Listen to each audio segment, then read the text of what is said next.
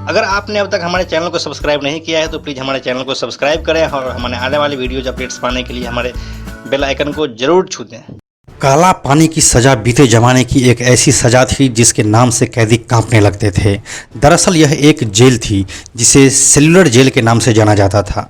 आज भी लोग इसे इसी नाम से जानते हैं। यह जेल अंडमान निकोबार द्वीप की राजधानी पोर्ट ब्लेयर में बनी हुई है। इसे अंग्रेज़ों द्वारा भारतीय स्वतंत्रता संग्राम के सेनानियों को कैद रखने के लिए बनाया गया था, जो कि भारत की भूमि से हजारों किलोमीटर दूर स्थित थी। काला पानी का भाव सांस्कृतिक शब्द काल से बना माना जाता है, जिसका अर्थ होता है समय या मृत्यु। यानी काला पानी शब्द का अर्थ मृत्यु के स्थान से है जहां से कोई वापस नहीं आता। हालांकि अंग्रेज़ों ने इसे सेलुलर जेल का भी नाम दिया था, जिसके पीछे एक हैरान करने वाली वजह है।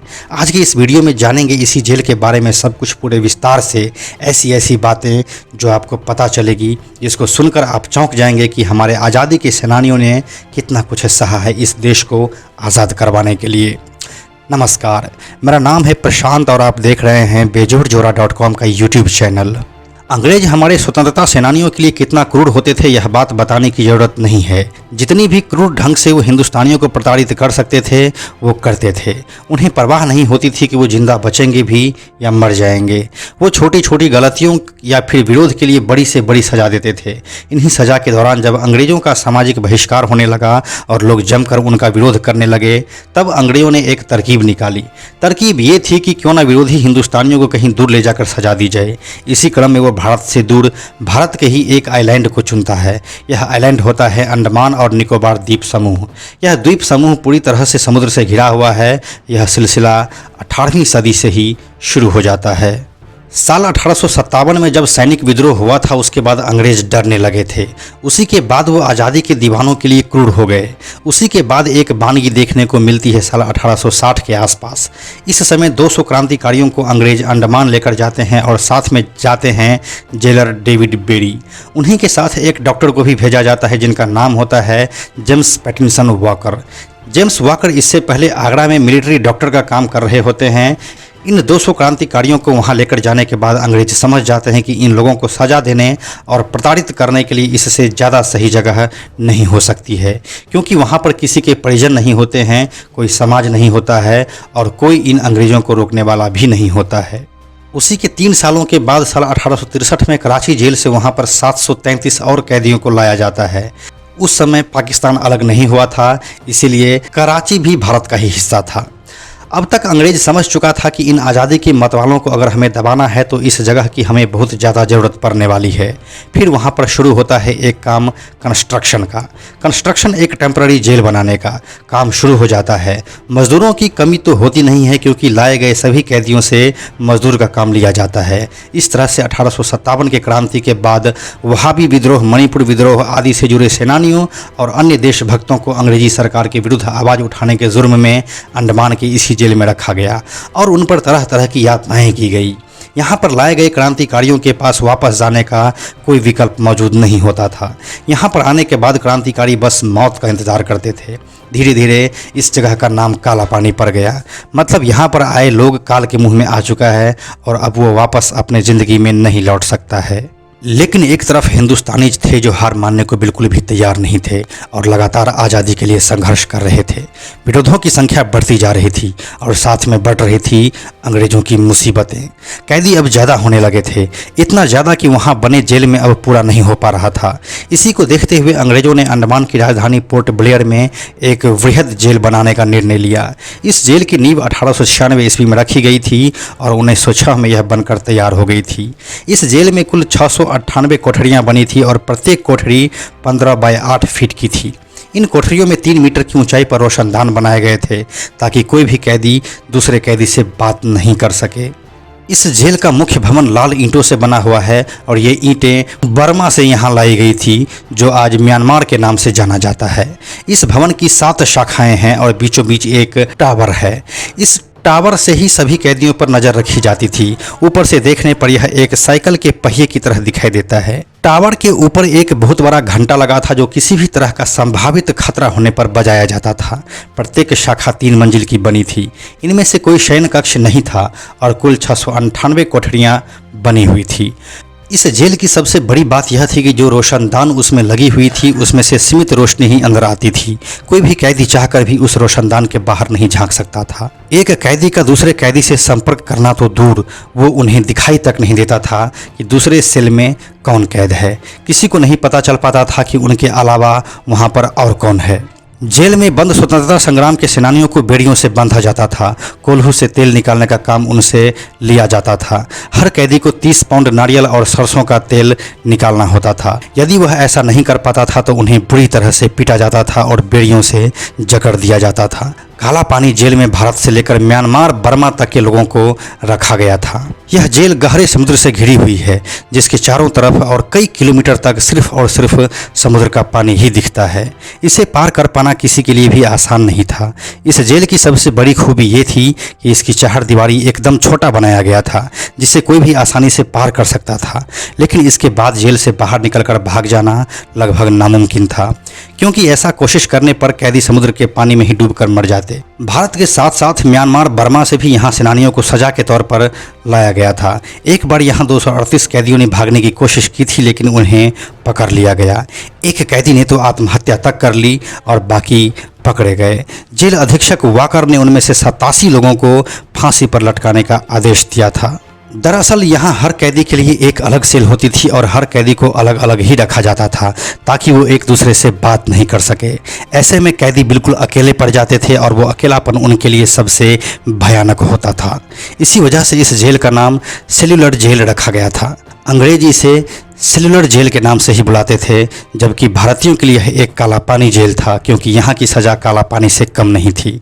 सेल्यूलर जेल अंग्रेजों द्वारा भारत के स्वतंत्रता सेनानियों पर किए गए अत्याचारों की मूक गवाह है।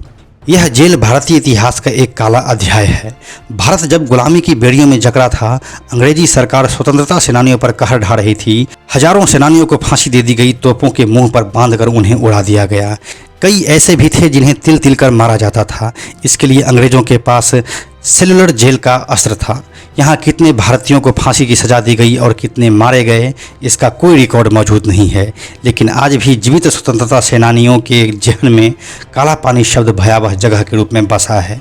यह शब्द भारत में सबसे बड़ी और सबसे बुरी सज़ा के लिए एक मुहावरा बना हुआ है।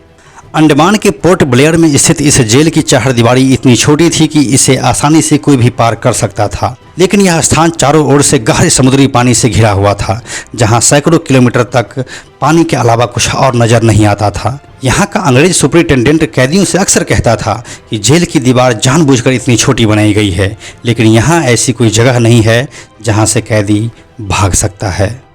सुदूर द्वीप होने की वजह से यह विद्रोहियों को सजा देने के लिए अनुकूल जगह समझी जाती थी। उन्हें सिर्फ समाज से अलग करने के लिए यहाँ नहीं लाया जाता था, बल्कि उनसे जेल का निर्माण, भवन निर्माण, बंदरगाह निर्माण आदि के काम में भी लगाया जाता था। यहाँ आने वाले कैदी ब्रिटिश शासकों के घरों का निर्माण भी करते थे। 19वीं शताब्दी में जब स्वतंत्रता संग्राम ने जोर पकड़ा, तब यहाँ कैदियों की संख्या भी लगातार बढ़ती गई। कहते हैं कि इस जेल में न जाने कितने ही भारतीयों को फांसी की सज़ा दी गई थी। इसके अलावा कई तो दूसरी वजहों से भी मर गए थे, लेकिन इसका रिकॉर्ड कहीं भी मौजूद नहीं है। इसी वजह से इस जेल को भारतीय इतिहास का एक काला अध्याय कहा जाता है। यहाँ 1930 में भगत सिंह के सहयोगी महावीर सिंह ने अत्याचार के खिलाफ भूख हड़ताल की थी। जेल कर्मचारियों ने उन्हें जबरन दूध पिलाया। दूध जैसे ही पेट के अंदर गया तो उनकी मौत हो गई थी। दूध पिलाने की वजह से सिर्फ महावीर सिंह ही नहीं, बल्कि उनके 2 और साथियों की मौत हो गई थी, क्योंकि दूध मुंह से नहीं बल्कि मुंह में नली डालकर पिलाया गया था। परिणाम यह हुआ कि दूध उनके पेट में जाने के बजाय फेफड़ा में चला गया और उनकी मौत हो गई।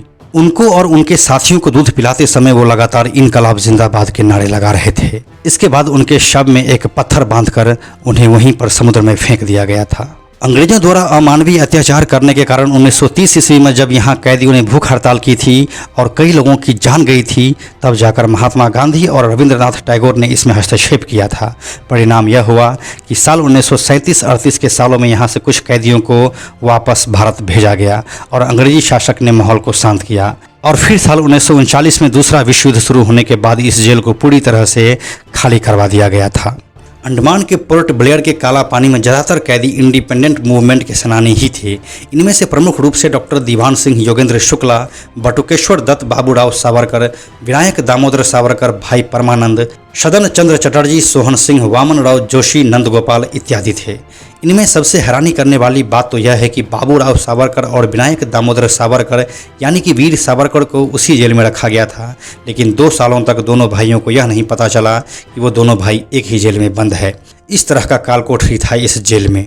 साल 1939 में दूसरा विश्व युद्ध शुरू होने के बाद इस जेल को खाली करवा दिया गया था। उसके बाद जापानी शासकों ने अंडमान पर साल 1942 में अपना कब्जा जमा लिया और अंग्रेजों को वहां से भागना पड़ा। उस समय अंग्रेज कैदियों को सेलुलर जेल में बंद कर दिया गया था और उसी दौरान नेताजी सुभाष चंद्र बोस ने भी वहां का दौरा किया था। इस सेलुलर जेल के 7 में से 2 शाखाओं को जापानियों ने नष्ट कर दिया था। द्वितीय विश्व युद्ध खत्म होने के बाद 1945 में फिर से अंग्रेजों ने यहाँ पर अपना आधिपत्य जमा लिया। साल 1947 में भारत को आज़ादी मिलने के बाद इसकी बची 5 शाखाओं में से 2 और शाखाओं को ध्वस्त कर दिया गया। पहले 2 शाखाओं को तो जापानी ही ध्वस्त कर चुके थे। शेष बची 3 शाखाएं और मुख्य टावर को 1969 में राष्ट्रीय स्मारक घोषित कर दिया गया। 1963 में यहाँ गोविंद बल्लभ पंत अस्पताल खोला गया। वर्तमान में यह 500 बिस्तरों वाला अस्पताल है और 40 डॉक्टर यहाँ के निवासियों की सेवा कर रहे हैं। 10 मार्च 2006 को सेलुलर जेल का शताब्दी वर्ष समारोह मनाया गया। भारत सरकार इस जेल में सजा काट चुके कैदियों को बधाई भी दी और उनके प्रति अपना सम्मान भी व्यक्त किया। जाने अनजाने में भारत से दूर एक भारतीय द्वीप पर बना यह जेल भारतीय स्वतंत्रता संग्राम की अनकही कहानी को बयां करता है। वो कहानी जो आने वाले कई सदियों तक आज़ादी के दीवानों की कहानी सुनाती रहेगी और आने वाली हर पीढ़ी को लगातार उत्साहित करती रहेगी। पोर्ट ब्लेयर में स्थित काला पानी जेल को आधार बनाकर मलयालम भाषा में काला पानी नाम से एक फिल्म भी बन चुकी है, जिसे रियल लोकेशन पर शूट किया गया था। साल 1996 में बनी इस फिल्म का निर्देशन प्रियदर्शन ने किया था और मोहनलाल इसमें लीड भूमिका निभाए थे। तो यह थी कहानी काला पानी जेल की, यानी कि सेलुलर जेल की। यह पोर्ट ब्लेयर में आज भी स्थित है और इसे एक राष्ट्रीय स्मारक घोषित किया जा चुका है। हर शाम को दर्शकों के लिए वहां पर लाइट एंड साउंड का भी व्यवस्था किया गया है और इसमें भारतीय स्वतंत्रता संग्राम से जुड़े किस्से भी सुनाए जाते हैं। यह हिंदी और अंग्रेजी दोनों में होता है। अगर आपको भी कभी यहाँ जाने का सौभाग्य मिला है तो हमारे साथ अपने अनुभव को कमेंट बॉक्स में साझा कर सकते हैं। कोरोना पैंडेमिक के बावजूद भी देश में अनलॉक हो रहा है और बाजारें खुल रही है। बहुत ज़्यादा ज़रूरी हो तभी अपने घर से बाहर निकलें। बच्चों और बुजुर्गों का खास ध्यान रखें और अपने चारों तरफ हाइजीन मेंटेन जरूर करें। यह वीडियो अगर आपको पसंद आया तो इसे लाइक और शेयर जरूर करें। आने वाले वीडियोज़ के लिए बेजोड़ जोड़ा को सब्सक्राइब करके बेल आइकन को टच करना ना भूलें। Thank you so much.